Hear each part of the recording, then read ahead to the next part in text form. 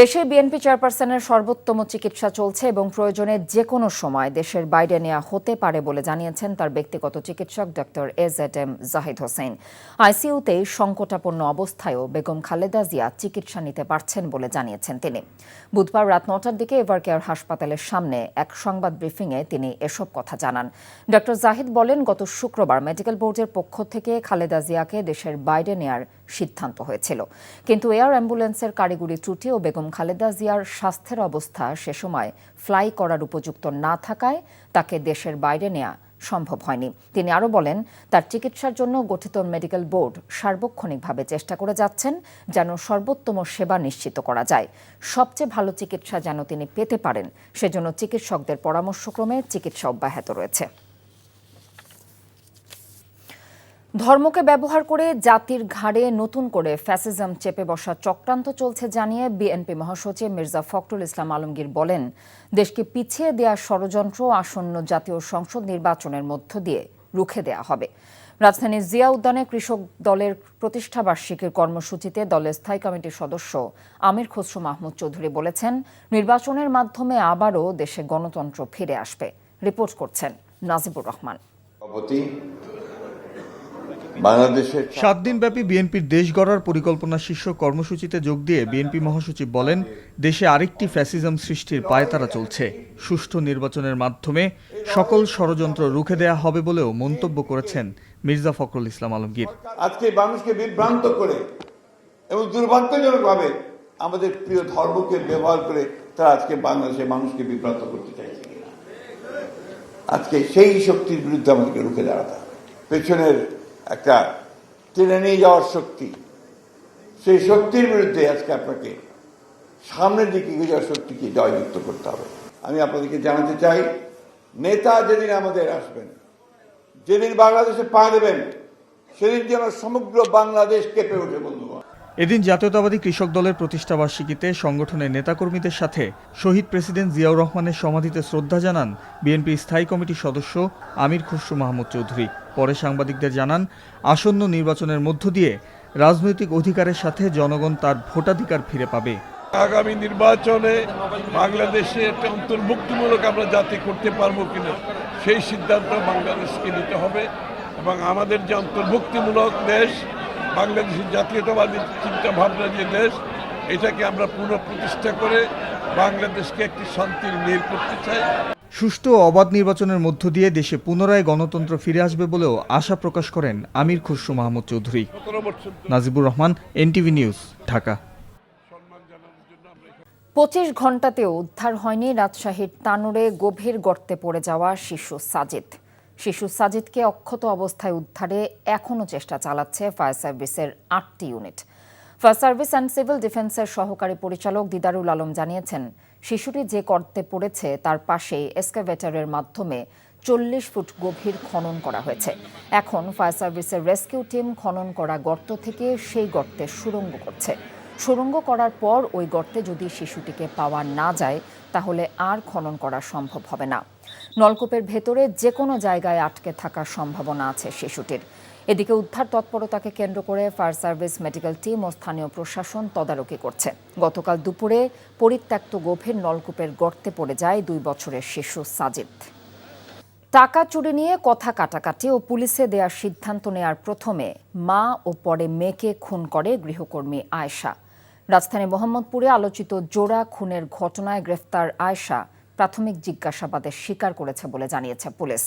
এই ঘটনায় তার স্বামী রাব্বিকেও আইনের আওতায় আনা হয়েছে। জাতীয় পরিচয়পত্র রাখার পাশাপাশি পরিচিত জনের মধ্যে গৃহকর্মী রাখাতে নগরবাসীকে অনুরোধ পুলিশের। আপেল শাহরিয়ারের রিপোর্ট। রাজধানীর মোহাম্মদপুরে মা ও মেয়েকে নৃশংসভাবে হত্যার পর আত্মগোপনে চলে যায় গৃহকর্মী আয়েশা। স্বামী রাব্বিকে ঘটনা জানালে ঢাকা ছেড়ে শ্বশুরবাড়ি ঝালকাঠিতে গিয়ে গা ঢাকা দেয় সে। তবে শেষ রক্ষা হয়নি। পুলিশের হাতে গ্রেপ্তার হন, উদ্ধার করা হয় হত্যায় ব্যবহৃত আলামত। ডিএমপি মিডিয়া সেন্টারে সংবাদ সম্মেলনে জানানো হয়, ধারালো ছুরি নিয়েই ঘটনার দিন বাসায় কাজ করতে যায় সে। যখন সে গৃহকর্ত্রী তার চুরির ঘটনাটি তাকে পুলিশে দেওয়ার জন্য সেই গৃহকর্তা তখন স্কুলে ছিলেন, তাকে জানানোর জন্য যখন ফোন করতে উদ্যত হচ্ছিলেন, ঠিক সেই মুহূর্তে সে এসে অ্যাটাকটা করে। প্রাথমিকভাবে আমাদের এটা বলছে, সেই মুহূর্তে সে ওই গৃহকর্ত্রীকে অ্যাটাক করে। তখন তাদের মধ্যে ধস্তাধস্তি হয় এবং সেই সময় সে ক্লাস 9 পড়ুয়া তার যে মেয়ে, সে ঘুমিয়েছিল। যখন মার সাথে ধস্তাধস্তি চলতেছে, তার পরবর্তীতে সে যখন এসে আবার ইন্টারকমে সিকিউরিটি গার্ডকে জানাতে যায়, তখন সে আবার মাকে রেখে মেয়েকে অ্যাটাক করে। এর আগেও কয়েক জায়গায় চুরি করার কথা আয়েশা স্বীকার করেছে বলে জানায় পুলিশ। গৃহকর্মী রাখার ক্ষেত্রে নগরবাসীকে সতর্ক থাকার পরামর্শ তাদের।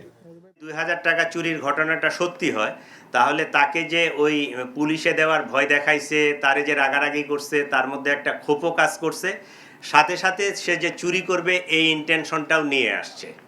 এই দুইটাই কারণ হতে পারে। এনআইডি, এক কপি ছবি এবং সেই পুরুষ অথবা মহিলা যেই হোক না কেন তাকে চিহ্নিত করতে পারে এরকম এলাকার 2 জন স্থানীয় গণ্যমান্য ব্যক্তির মোবাইল নাম্বার এবং তাদের শনাক্তকারী হিসাবে তাদের যদি তথ্যগুলো নিয়ে রাখেন, তাহলে এই ধরনের অনাকাঙ্ক্ষিত ঘটনা আমরা এড়াতে পারবো।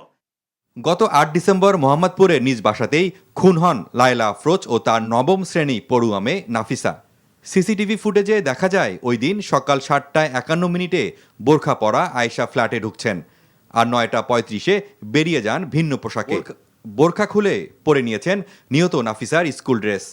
হত্যাকাণ্ডের 4 দিন আগে মোহাম্মদপুরের ওই ফ্ল্যাটে কাজ নেন আয়েশা।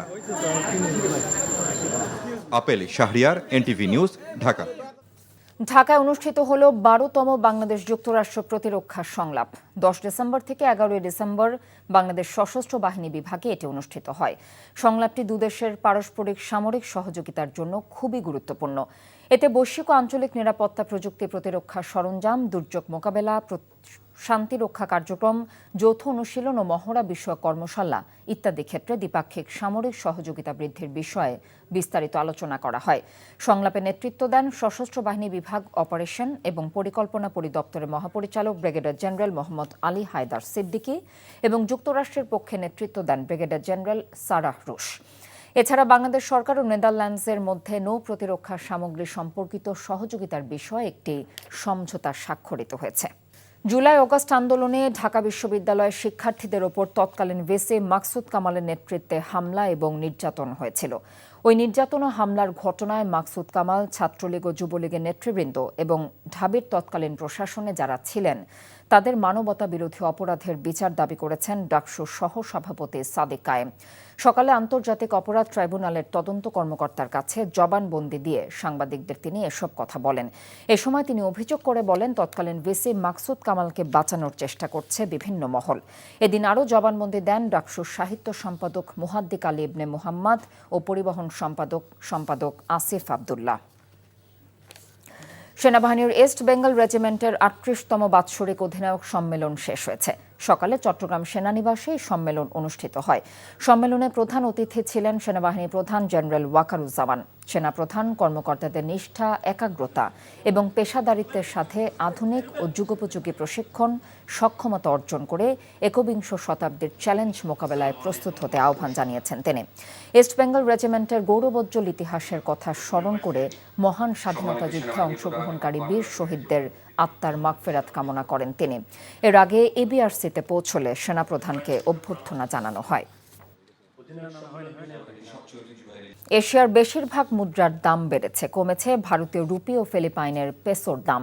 বৃহস্পতিবার এক জরিপে রয়টার্স জানায় অধিকাংশ মুদ্রার দাম বাড়বে বলে প্রত্যাশা করছেন বিশ্লেষকরা। বলছেন আরও কমবে ভারতীয় রুপির দাম।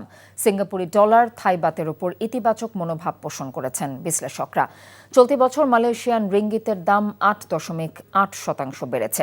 বিনিয়োগ বেড়েছে চীনা ইউয়ানেও। অন্যদিকে ইন্দোনেশিয়ান রুপিয়া, দক্ষিণ কোরিয়ান ওন এবং তাইওয়ানিজ ডলারের ওপর থেকে কালো মেঘ কিছুটা কেটে গেছে। অন্যদিকে টানা 8 বছর ধরে কমছে ভারতীয় রুপির মূল্য।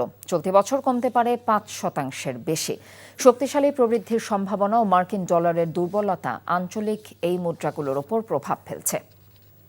এদিকে বিএনপি চেয়ারপারসন বেগম খালেদা জিয়ার রোগ মুক্তি কামনায় দেশের বিভিন্ন স্থানে দোয়া মাহফিল অনুষ্ঠিত হয়েছে। নরসিংদীর মেহেরপাড়ায় খালেদা জিয়ার শারীরিক সুস্থতা কামনা করে দোয়া এবং 1,500 অসহায় মানুষের মাঝে শীতবস্ত্র বিতরণ করা হয়। এ সময় বিএনপির স্থায়ী কমিটির সদস্য ডক্টর মঈন খান সহ অন্যরা উপস্থিত ছিলেন। খুলনার শহীদ হাদিস পার্কে মহানগর বিএনপির উদ্যোগে দোয়া মাহফিল অনুষ্ঠিত হয়। এতে খুলনা 2 আসনের বিএনপির প্রার্থী নজরুল ইসলাম মঞ্জু, বিএনপি ও সহযোগী সংগঠনের নেতাকর্মী সহ বিভিন্ন শ্রেণী পেশার মানুষ অংশ নেয়।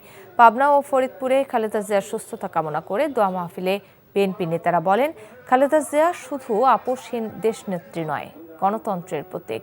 এছাড়া দেশের বিভিন্ন জেলায় দোয়া মাহফিল অনুষ্ঠিত হয়েছে। বাংলাদেশ বিমান বাহিনীর 53তম নব বিমান সেনা দলের প্রশিক্ষণ সমাপনী কুচকাওয়াজ মৌলভীবাজার জেলার শমশেরনগরে অবস্থিত রিক্রুটস ট্রেনিং স্কুলে অনুষ্ঠিত হয়েছে। বিমান বাহিনী প্রধান air chief marshal Hasan Mahmud Khan প্রধান অতিথি হিসেবে উপস্থিত থেকে মনোজ্ঞ কুচকাওয়াজ পরিদর্শন এবং আকর্ষণীয় মার্চ পাস্টের অভিবাদন গ্রহণ করেন। এরপর তিনি কৃতী রিক্রুটদের মাঝে ট্রফি বিতরণ করেন। বিমান বাহিনী প্রধান বলেন, ত্রয়োদশ নির্বাচনে প্রত্যন্ত অঞ্চলে সরঞ্জাম, লোকবল প্রেরণ সহ 1000 থেকে 1200 জন লোককে প্রশিক্ষণ দিয়ে নির্বাচনের জন্য প্রস্তুত করছে। তিনি আরও বলেন, রিক্রুটদেরকে সততা, একাগ্রতা ও নিষ্ঠার সাথে কাজ করে বিমান বাহিনীর যোগ্য বিমান সেনা হিসেবে নিজেদেরকে গড়ে তোলার আহ্বান জানান। চাঁপাইনবাবগঞ্জ সদরের পশ্চিম বাকের আলী গ্রামের নিখোঁজ তৌসিকুল ইসলামের মরদেহ ভারতের ভাগীরথী নদী থেকে উদ্ধার করেছে ভারতীয় পুলিশ, এমন দাবি করছে ওই যুবকের পরিবার। তবে মরদেহ তৌসিকুলের কিনা তা এখনও নিশ্চিত হওয়া যায়নি। চাঁপাইনবাবগঞ্জ বিজিবি ব্যাটালিয়নের অধিনায়ক লেফটেন্যান্ট কর্নেল মোস্তাফিজুর রহমান বলেন, গতকাল সন্ধ্যায় তৌসিকুলের স্বজনরা জানান, ভাগীরথী নদী থেকে ওই যুবকের মরদেহ উদ্ধার করে ভারতীয় পুলিশ। এ ব্যাপারে সকালে বিজিবি ও বিএসএফ এর মধ্যে পতাকা বৈঠক অনুষ্ঠিত হয়। তৌসিকুলের ছবি, নাম, ঠিকানা দেয়া হয় বিএসএফ এর কাছে। মরদেহ শনাক্তের কাজ চলছে বলে জানিয়েছে বিজিবি সদস্যরা। নোংরা ও অপরিচ্ছন্ন পরিবেশের কারণে চট্টগ্রামে কুটুমবাড়ি রেস্টুরেন্টের ওয়াসা শাখাকে 1 লাখ টাকা জরিমানা করেছে ভোক্তা অধিকার সংরক্ষণ অধিদপ্তর। দুপুরে অধিদপ্তরের উপপরিচালক মোহাম্মদ ফয়েজ উল্লাহের নেতৃত্বে অভিযান চালানো হয়।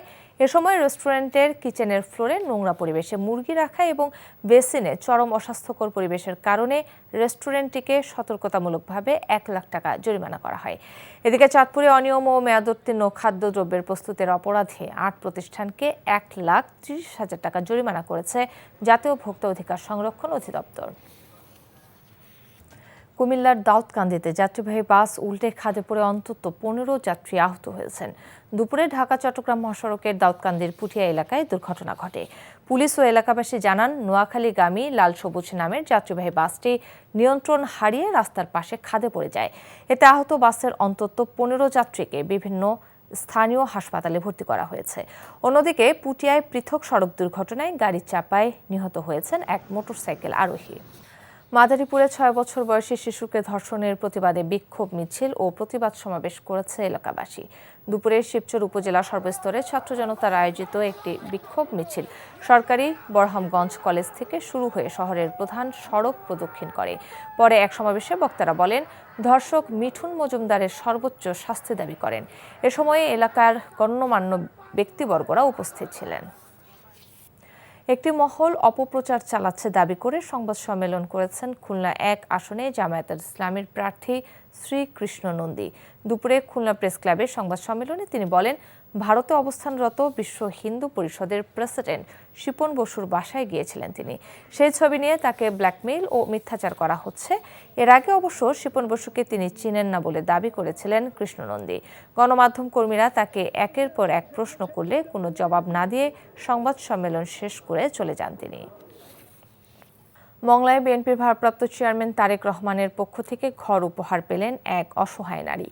দুপুরে অসহায় এ নারীকে সাথে নিয়ে ফিতা কেটে নতুন ঘরের উদ্বোধন করেন লায়ন ডক্টর শেখ ফরিদুল ইসলাম। তারেক রহমানের জন্মবার্ষিক স্মরণীয় করে রাখতেই ঘরটি নির্মাণ করে দিয়েছেন বাগেরহাট 3 সংসদীয় আসনের মনোনয়ন প্রত্যাশী শেখ ফরিদুল ইসলাম। ত্রয়োদশ জাতীয় সংসদ নির্বাচন এবং গণভোট 12 ফেব্রুয়ারি অনুষ্ঠিত হবে। সন্ধ্যায় জাতির উদ্দেশ্যে ভাষণে প্রধান নির্বাচন কমিশনার AMM নাসির উদ্দিন মনোনয়নপত্র গ্রহণ থেকে শুরু করে নির্বাচনের ভোট গ্রহণের দিনক্ষণ প্রকাশ করেন। এ সময় তিনি রাজনৈতিক দলসহ অংশীজনদের আচরণবিধি মানার আহ্বান জানান। ভোটারদের নির্ভয়ে ভোট দেওয়ার পথ তৈরি করতে সব ধরনের সহযোগিতার কথাও জানান প্রধান নির্বাচন কমিশনার। নিয়ামুল আজিজ সাদিকের রিপোর্ট। এই নির্বাচন হচ্ছে সক্ষমতা প্রমাণ করে ভাবমূর্তি পুনরুদ্ধারের অনন্য সুযোগ। জাতির উদ্দেশ্যে দেয়া ভাষণে সিইসি বলেন, গণতন্ত্র উত্তরণ, ভোটের প্রতি আস্থা ফেরানো ও রাজনৈতিক সৌহার্দ্য ফেরানোর লক্ষ্য হচ্ছে এই নির্বাচন। সব ধরনের ভয়ভীতি উপেক্ষা করে সারা দেশের ভোটারদের কেন্দ্রে আসার আহ্বান জানান তিনি। ভোট আপনার শুধু নাগরিক অধিকারই নয়, বরং পবিত্র আমানত ও দায়িত্ব। এই দায়িত্ব সচেতনভাবে আপনারা পালন করবেন, এই আমার বিশ্বাস। যে কোনো ভয়ভীতি, প্রলোভন, প্রবঞ্চনা এবং সীমাবদ্ধতার ঊর্ধ্বে উঠে নিঃসংকোচে আপনাদের ভোটাধিকার প্রয়োগ করুন। আপনাদের নিরাপদ ও উৎসবমুখর অংশগ্রহণ নিশ্চিতকল্পে সংশ্লিষ্ট সকল প্রতিষ্ঠান ও বাহিনী কাজ করবে। ধর্ম, গোত্র, গোষ্ঠী, লিঙ্গ নির্বিশেষে সকলে এই আনন্দ আয়োজনে অংশগ্রহণ করুন। তফসিল অনুসারে 29 নভেম্বর মনোনয়নপত্র দাখিলের শেষ দিন। 6 দিন সারা দেশের প্রার্থীদের মনোনয়নপত্র যাচাই বাছাই শেষে প্রার্থিতা চূড়ান্ত হবে। মনোনয়নপত্র বাতিলের বিরুদ্ধে আপিল নিষ্পত্তি চলবে 18 জানুয়ারি পর্যন্ত। প্রতীক বরাদ্দ হবে 21 জানুয়ারি, প্রচারণা চলবে 10 ফেব্রুয়ারি সকাল পর্যন্ত। 2026 সালের ফেব্রুয়ারি মাসের 12 তারিখ রোজ বৃহস্পতিবার 300 আসনে ত্রয়োদশ জাতীয় সংসদ সাধারণ নির্বাচন এবং একই সাথে জুলাই জাতীয় সনদ সংবিধান সংস্কার বাস্তবায়ন আদেশ 2025-এর উপর গণভোট অনুষ্ঠিত হবে। আসন্ন ত্রয়োদশ জাতীয় সংসদ নির্বাচন ও গণভোট সফল করে আমাদের গণতান্ত্রিক অগ্রযাত্রায় ঐতিহাসিক ভূমিকা রাখুন। এবার 1 ঘন্টা ভোট গ্রহণের সময় বাড়ানো হয়েছে, অর্থাৎ সকাল 7:30 থেকে একটানা 4:30 পর্যন্ত চলবে ভোট। এবারের নির্বাচনে প্রবাসী ভোটার, কয়েদি ও নির্বাচন সংশ্লিষ্ট ব্যক্তিরা পোস্টাল ব্যালটে ভোট দিতে পারবেন। Niamul Aziz Sadek, NTV news, Dhaka. ত্রয়োদশ সংসদ নির্বাচন এবং জুলাই জাতীয় সনদ 2025 বাস্তবায়ন আদেশের উপর গণভোটের তফসিল ঘোষণা করায় নির্বাচন কমিশনকে আন্তরিক শুভেচ্ছা এবং অভিনন্দন জানিয়েছেন প্রধান উপদেষ্টা প্রফেসর মোহাম্মদ ইউনূস। শুভেচ্ছা বার্তায় তিনি বলেছেন, এই তফসিলের মধ্য দিয়ে দেশের গণতান্ত্রিক অভিযাত্রা একটি গুরুত্বপূর্ণ মাইলফলক অতিক্রম করল। ঐতিহাসিক গণঅভ্যুত্থানের পর দেশ এখন যে নতুন পথে অগ্রসর হচ্ছে, এই নির্বাচন এবং গণভোট সেই পথরেখাকে দৃঢ় করবে, গণমানুষের মতকে প্রাধান্য দেবে এবং নতুন বাংলাদেশের ভিত্তি আরও সুসংহত করবে বলে জানান প্রধান উপদেষ্টা। তিনি আশা প্রকাশ করেন, নির্বাচন কমিশন স্বাধীনভাবে, নিরপেক্ষভাবে এবং সর্বোচ্চ পেশাদারিত্বের সঙ্গে তাদের সাংবিধানিক দায়িত্ব পালন করবে। নির্বাচন ও গণভোটকে উৎসবমুখর, অংশগ্রহণমূলক এবং সুষ্ঠুভাবে সম্পন্ন করার লক্ষ্যে অন্তর্বর্তী সরকার নির্বাচন কমিশনকে সব ধরনের প্রয়োজনীয় সহায়তা প্রদান করবে বলেও জানান প্রধান উপদেষ্টা। তফসিল নিয়ে সন্তুষ্ট বিএনপি উল্লেখ করে দলের মহাসচিব মির্জা ফখরুল ইসলাম আলমগীরের আশা, নিরপেক্ষ, অবাধ এবং গ্রহণযোগ্য ভোট করবে এই কমিশন। জামায়াতের ইসলামীর সহকারী সেক্রেটারি জেনারেল এহসানুল মাহবুব জুবায়ের বলেছেন, জাতীয় নির্বাচন নিয়ে যে সংশয় ছিল তফসিলের মাধ্যমে তা কেটে যাবে। তবে কতটুকু নিরপেক্ষ নির্বাচন হবে তা নিয়ে সন্দেহ প্রকাশ করেছে জাতীয় নাগরিক পার্টির মুখ্য সমন্বয়ক নাসির উদ্দিন পাটোয়ারি। নির্বাচন যে তফসিল ঘোষণা হয়েছে তাতে আমরা মোটামুটিভাবে সন্তুষ্ট। শব্দের একটা এদিক ওদিক থাকতে পারে, সে বিষয়গুলো আমি খুব বেশি বড় করে দেখি না। যেটা আমি মনে করি যে বাংলাদেশের রাজনৈতিক ইতিহাসে নিঃসন্দেহে একটি অত্যন্ত বড় উল্লেখযোগ্য একটা ঘটনা। আমাদের প্রত্যাশা যে নির্বাচন কমিশন একেবারে নিরপেক্ষভাবে, সুষ্ঠুভাবে, অবাধ এবং একটা গ্রহণযোগ্য নির্বাচন অনুষ্ঠান করবে এবং এখানে সকল রাজনৈতিক দল এবং প্রার্থী তারা সবাই সচেতনভাবে এই নির্বাচনটিকে একটি উৎসব মুখর একটি নির্বাচনে পরিণত করবেন। ত্রয়োদশ জাতীয় সংসদ নির্বাচনের এই শিডিউলকে আমরা স্বাগত জানাচ্ছি। যে এই নির্বাচনকে সুষ্ঠু, সুন্দর, গ্রহণযোগ্য করার জন্য নির্বাচন কমিশনের উপর যে দায়িত্ব, সেই দায়িত্ব পালনে তারা সর্বোচ্চ দায়িত্বশীলতার ভূমিকা তারা পালন করবেন। কোনো ধরনের কোনো দুর্বলতা, ত্রুটি, বিচ্যুতি যাতে না থাকে আমরা সেটা প্রত্যাশা করব। জাতির প্রত্যাশা যে অতীতের এই 3টি নির্বাচনের মতো হবে না, বরং একটি সুন্দর, সুষ্ঠু নির্বাচন তারা জাতিকে উপহার দেবেন। এই ইলেকশনের মধ্যে নতুন একটি যুগে বাংলাদেশ প্রবেশ করতে যাচ্ছে। নির্বাচন কমিশনের সদিচ্ছা আমরা দেখেছি, সরকারেরও দেখেছি, কিন্তু আইন শৃঙ্খলা এবং সার্বিক পরিস্থিতি বিবেচনায় সরকার এবং নির্বাচনের কমিশনের আমরা দেখতে পাচ্ছি নিরপেক্ষতা এবং সক্ষমতার কিছু অভাব রয়েছে। আশা করব সরকার সেই বিষয়গুলো কাটিয়ে উঠে বাংলাদেশকে একটি সুন্দর নির্বাচন উপহার দিবে। তফসিল ঘোষণার পরই বেশ কিছু বিধিনিষেধ অনুসরণ করতে হবে রাজনৈতিক দলগুলোকে। নির্বাচনকে সুষ্ঠু, নিরপেক্ষ করতে কমিশনকে সব ধরনের সহযোগিতা করবে সরকার। বিশেষজ্ঞরা বলছেন, তফসিল ঘোষণার পর বিভিন্ন দলের পোস্টার, ব্যানার, ফেস্টুন সরিয়ে ফেলতে হবে যাতে নির্বাচনে লেভেল প্লেয়িং ফিল্ড তৈরি হয়। হাসান মাহমুদের রিপোর্ট।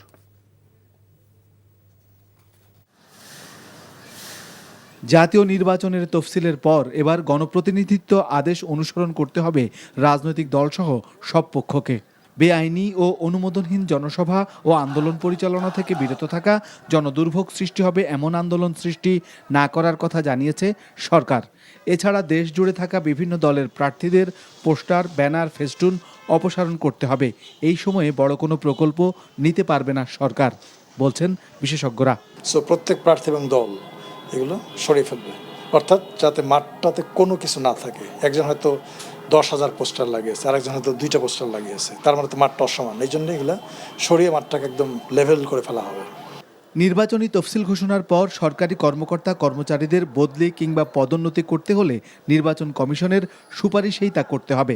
তফসিল ঘোষণার পরে ইলেকশন কমিশনদের অনুমতি ছাড়া, পারমিশন ছাড়া সরকার কাউকে বদলি, ট্রান্সফার এই কাজগুলো করতে পারবে না। অন্তর্বর্তীকালীন সরকার তাদের মূল কাজটা হবে ইলেকশন কমিশনকে সহায়তা দেওয়া, অর্থাৎ নির্বাচনকে সহায়তা দেওয়ার জন্য যে কার্যক্রম সেগুলোর দিকেই তাদের সমস্ত অ্যাক্টিভিটিস নিবদ্ধ থাকবে। এদিকে সীমানা পুনর্বিন্যাস নিয়ে উচ্চ আদালতের রায় নির্বাচন কমিশনের ক্ষমতাকে প্রশ্নবিদ্ধ করছে, বলছেন ইসি সচিব।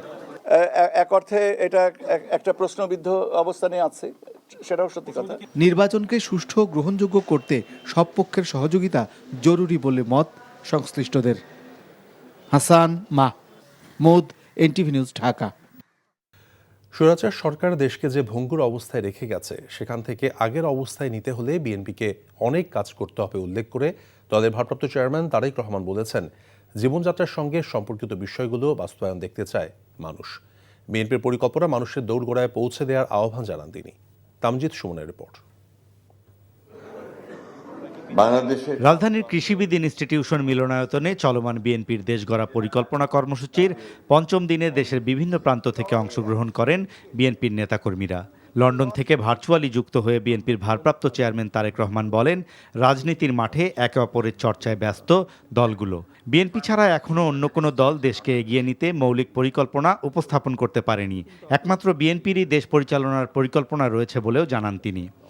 আজকে আপনারা যদি মাঠে নেমে আসেন, আপনারা যদি জনগণের দুয়ারে দৌড়ে পৌঁছে যান এবং দুয়ারে পৌঁছে যদি বলেন, ভাই আমি তোমার জন্য এই করব, আমি তোমার মহিলাদের জন্য ফ্যামিলি কার্ডের ব্যবস্থা করব, এইভাবে শিক্ষা ব্যবস্থা, কর্মসংস্থানের ব্যবস্থা করব, আমরা স্বাস্থ্য ব্যবস্থা এইভাবে করব, কৃষকদের জন্য কৃষি কার্ডের মাধ্যমে আমরা এই ব্যবস্থাগুলো গ্রহণ করব, মানুষ আমাদেরকে সুযোগ দিবে। কেন দিবে না? যখন তারা দেখবে যে হ্যাঁ, বিএনপি রাষ্ট্র পরিচালনা করার একটা পরিকল্পনা আছে। তারেক রহমান বলেন, স্বৈরাচার সরকার দেশকে ধ্বংস করে রেখে গেছে। দেশকে নতুনভাবে গড়ে তুলতে হলে বিএনপিকে কঠোর পরিশ্রম করতে হবে। এখনো যদি আমরা সিরিয়াস না হই, সামনে এই দেশের অস্তিত্ব, সার্বভৌমত্ব হুমকির সম্মুখীন হবে। স্বৈরাচার দেশের অর্থনীতি, দেশের সমাজ ব্যবস্থা, দেশের শিক্ষা ব্যবস্থা, দেশের কৃষি ব্যবস্থা, যেটাই যেখানে রেখে গিয়েছে অসম্ভব ভঙ্গুর অবস্থায় রেখে গেছে, ধ্বংসপ্রাপ্ত অবস্থায়, যুদ্ধবিধ্বস্ত দেশের মতো ধ্বংসপ্রাপ্ত অবস্থায় রেখে গিয়েছে। এই দেশকে যদি গড়তে হয়, একটি যুদ্ধবিধ্বস্ত দেশকে করার জন্য যেভাবে কষ্ট করতে হয় অসম্ভব, সামনের দিনে কিন্তু সেভাবেই আমাদেরকে কষ্ট করতে হবে। একটি দল মসজিদে দলীয় প্রচার চালাচ্ছে উদাহরণ দিয়ে তিনি বলেন, দলীয় প্রচারের ক্ষেত্রে সব দলের সমান ক্ষেত্র থাকা উচিত। কিছু ব্যক্তি গিয়ে মসজিদে গিয়ে তারা তাদের কথা বলছে, তারা যদি বলতে পারে আপনি কেন বলতে পারবেন না? বললে সবাই বলবে, না বললে কেউ বলতে পারবেন না। আপনি আপনার এলাকায় সেভাবে ব্যবস্থা গ্রহণ করুন। বললে সবার বলার অধিকার আছে। আর যদি কোথাও নিয়ম হয়ে থাকে সেই যে বলবে না, তাহলে সেই নিয়ম সকলের জন্য প্রযোজ্য হবে। কোনো বিশেষ কারোর জন্য হবে আর কারোর জন্য হবে না, এটা তো হতে পারে না, সবার জন্যই হবে। বিএনপির দেশ গড়ার পরিকল্পনা জনগণের দোরগোড়ায় পৌঁছে দিতে দলের নেতাকর্মীদের প্রতি নির্দেশ দেন বিএনপির ভারপ্রাপ্ত চেয়ারম্যান।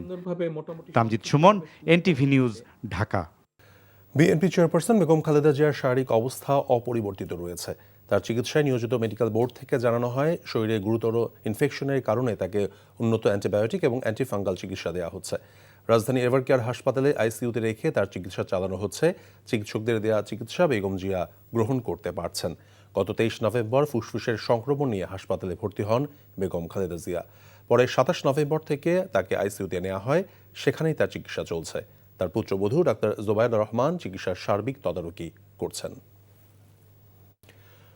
জোটবদ্ধভাবে অংশ নিলেও নিজেদের দলীয় প্রতীকে নির্বাচন করার বিধানের বৈধতা নিয়ে রুল খারিজ করেছেন হাইকোর্ট। বিচারপতি ফাতেমা নজিব এবং বিচারপতি ফাতেমা আনোয়ারের হাইকোর্ট বেঞ্চ এ রায় ঘোষণা করেন। এর ফলে জোট করলেও নিবন্ধিত রাজনৈতিক দলগুলোকে তাদের নিজস্ব প্রতীকে নির্বাচনে অংশ নিতে হবে। আদালতে রিটের পক্ষে শুনানিতে ছিলেন জ্যেষ্ঠ আইনজীবী আহসানুল করিম ও ব্যারিস্টার শাহিদুল আজম। গত 26 নভেম্বর স্ব দলীয় প্রতীকে নির্বাচনের বিধান চ্যালেঞ্জ করে হাইকোর্টে রিট দায়ের করেন জাতীয়তাবাদী গণতান্ত্রিক আন্দোলনের মহাসচিব মমিনুল ইসলাম। গত 16 মাসে 2000-এর মতো আন্দোলন হয়েছে, যার সবকটি শান্তিপূর্ণভাবে নিয়ন্ত্রণ করা হয়েছে। সরকার যথেষ্ট ধৈর্যের পরিচয় দিয়েছে।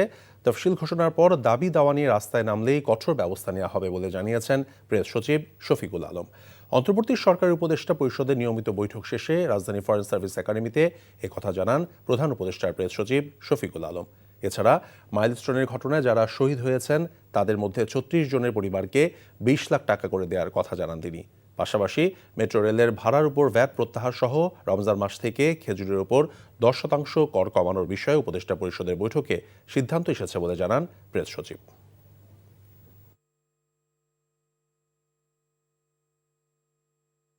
এই তফসিল ঘোষণার পরে কোনো ধরনের কোনো এই দাবি দেওয়া আন্দোলন নিয়ে কোনো ধরনের রাস্তা বন্ধ করে অন্যায় এবং ইলিগাল এবং আনলফুল যারা দাবি দেওয়া নিয়ে রাস্তায় নামবেন, এই পুরো বিষয়টা খুব কঠোর হস্তে দমন করা হবে। উপদেষ্টা তাদের পদত্যাগপত্র জমা দিয়েছেন এবং আজকে যেহেতু তফসিল ঘোষণা হচ্ছে এবং তফসিল ঘোষণার সাথে সাথে তাদের এই পদত্যাগ কার্যকর হবে। মাইলস্টোনের যারা ভিকটিম ছিলেন 36 জনকে 20 লাখ টাকা এককালীন দেওয়া হবে এবং আহতদের এককালীন 5 লাখ টাকা দেওয়া হবে। ঢাকার গুলশানের একটি প্লট অবৈধভাবে হস্তান্তরের ব্যবস্থা করিয়ে দেওয়ার অভিযোগে ক্ষমতাচ্যুত প্রধানমন্ত্রী শেখ হাসিনার ভাগ্নি এবং যুক্তরাজ্যের এমপি টিউলিপ রেজওয়ান সিদ্দিক হোসেনের বিরুদ্ধে চার্জশিট অনুমোদন দিয়েছে দুর্নীতি দমন কমিশন। এ কাজে যুক্ত থাকায় রাজুকের সাবেক সহকারী আইন উপদেষ্টা সর্দার মোশাররফ হোসেনের বিরুদ্ধেও চার্জশিট অনুমোদন দিয়েছেন সংস্থাটি। দুদকের প্রধান কার্যালয়ে ব্রিফিংয়ে কথা জানায় সংস্থাটির মহাপরিচালক মোহাম্মদ আক্তার হোসেন। অভিযোগে বলা হয়েছে, প্লট হস্তান্তরের বিনিময়ে ইস্টার্ন হাউজিং লিমিটেডের কাছ থেকে ঘুষ হিসেবে একটি ফ্ল্যাট নিয়েছে টিউলিপ। এছাড়াও ঋণের শর্ত ভঙ্গ করে এবং জালিয়াতির মাধ্যমে জনতা ব্যাংক থেকে 9,000 কোটি টাকা আত্মসাতের অভিযোগে ব্যাংকটির সাবেক চেয়ারম্যান জামাল উদ্দিন আহমেদ এবং SM মাহফুজুর রহমান, সাবেক সিইও ও MD মোহাম্মদ আব্দুল সামাদ আজাদ সহ 163 জনের বিরুদ্ধে পৃথক 5টি মামলা করার সিদ্ধান্ত নিয়েছে দুদক।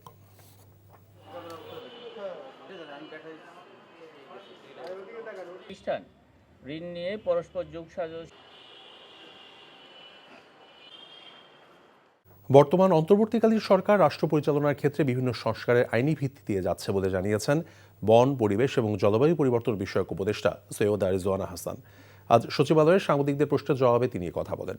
প্রধান উপদেষ্টার কার্যালয়ে অনুষ্ঠিত উপদেষ্টা পরিষদের বৈঠক শেষে সচিবালয়ে ফিরে উপদেষ্টা বলেছেন, উপদেষ্টা পরিষদের বৈঠকে পদত্যাগ করা 2 উপদেষ্টাকে বিদায় জানানো হয়। তারা সরকারের গুরুত্বপূর্ণ অংশ ছিলেন বলেও উল্লেখ করেন তিনি।